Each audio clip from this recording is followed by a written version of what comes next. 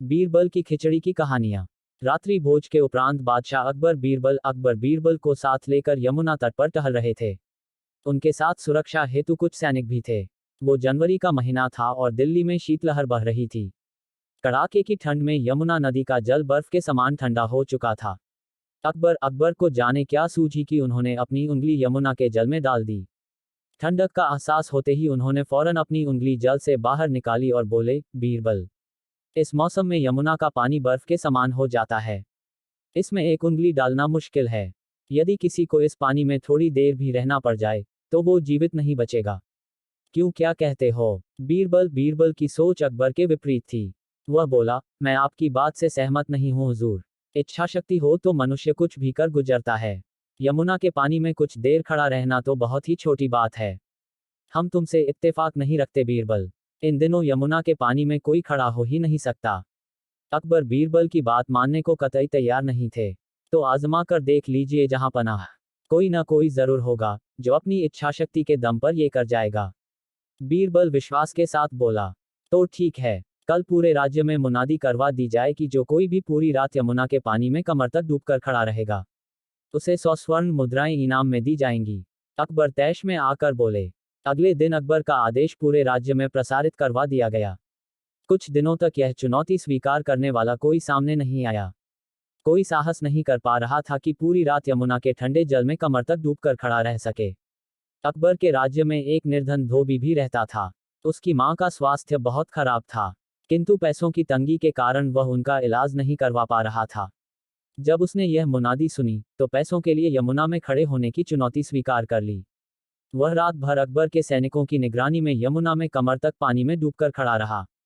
भोर होते ही सैनिक उसे लेकर अकबर के सामने हाजिर हुए। अकबर के लिए यह यकीन कर पाना मुश्किल था। उन्होंने धोबी से पूछा, तुम सारी रात यमुना के पानी में कैसे खड़े रह पाए? जहां पनाह, मैं रात भर आपके महल में जल रहे दीपक को देखता रहा और इस तरह पूरी रात गुजर गई। धोबी बोला। ये सुनकर अकबर का पारा चढ़ गया और वे बिफरते हुए बोले, ओह, तो तुम सारी रात महल के दीपक से गर्मी लेते रहे। ये तो तुमने बेईमानी की है। तुम इनाम के नहीं बल्कि सजा के हकदार दो। सैनिकों, इसे बंदी बना लो। निर्धन धोबी को कारागार में डाल दिया गया। जब ये बात बीरबल को पता चली तो वो बड़ा दुखी हुआ। उस दिन वह दरबार नहीं गया। दरबार से बीरबल को नदारत पाकर अकबर ने एक सैनिक को उसे बुलवाने उसके घर भेजा।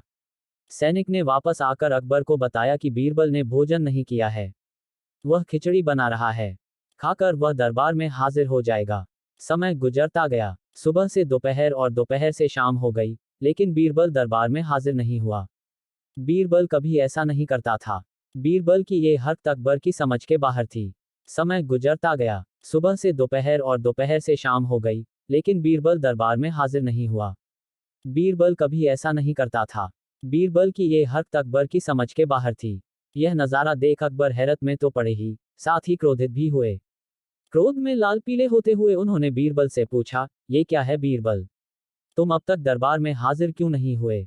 मैंने खबर भिजवाई थी जहां पनाह की मैं खिचड़ी बना रहा हूँ। खाकर दरबार में हाजिर हो जाऊंगा। देखिए, सामने पेड़ पर लटके घड़े में खिचड़ी पक रही है। पेड़ पर लटके घड़े की ओर इशारा कर बीरबल ने उत्तर दिया। ऐसे कोई खिचड़ी बनाता है? पेड़ के नीचे जल रही आग से ऊपर लटके घड़े की खिचड़ी कैसे पकेगी? अकबर चिल्लाए। जब यमुना में खड़े धोबी को इतने दूर स्थित महल में जल रहे दीपक से गर्मी मिल सकती है, तो इस तरह भी खिचड़ी पक सकती है हुजूर। यहाँ तो आग उस दीपक की तुलना में निकट ही है। बीरबल झट से बोला। बीरबल की बात सुनकर अकबर का गुस्सा शांत हो गया।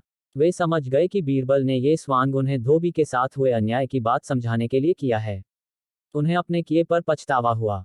सैनिकों से कहकर उन्होंने धोबी को कारागार से बाहर निकलवाया और उसे इनाम की 100 स्वर्ण मुद्राएं दी। इस तरह बीरबल ने अपनी अक्लमंदी से एक निर्धन धोबी के साथ अन्याय नहीं होने दिया।